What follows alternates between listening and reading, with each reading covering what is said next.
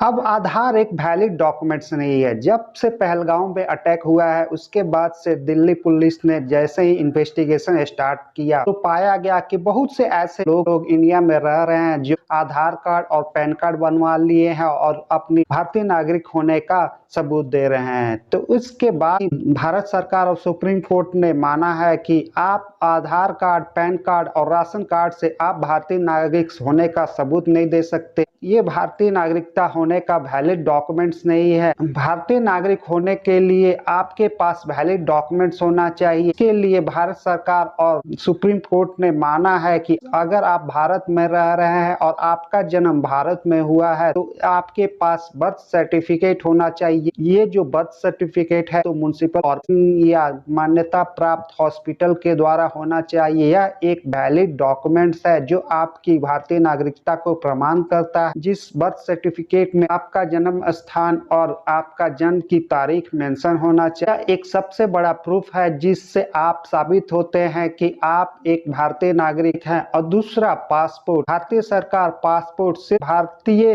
को ही इशू करती है। तो अगर आपके पास पासपोर्ट है तो आप इससे शो कर सकते हैं कि आप भारतीय नागरिक हैं। तो ये दो डॉक्यूमेंट्स भारतीय नागरिक होने के लिए सबसे ज्यादा महत्व माना गया है। इसके बाद अगर आपके पास वोटर आईडी है, अगर आपकी उम्र 18 साल या उससे ऊपर है तो भारतीय सरकार द्वारा एक वैलिड डॉक्यूमेंट्स दिया जाता है जिसका नाम है वोटर आईडी। आप वोटर आईडी से भी यह साबित कर सकते हैं कि आप भारतीय नागरिक हैं। अब से आधार, पैन कार्ड और राशन कार्ड ये जो डॉक्यूमेंट्स है आपके भारतीय नागरिक होने के लिए वैलिड डॉक्यूमेंट्स नहीं है। UIDAI के अनुसार आधार आपकी एक पहचान का प्रूफ है। इस पे कहीं भी मेंशन नहीं है कि आप एक भारतीय नागरिक हैं।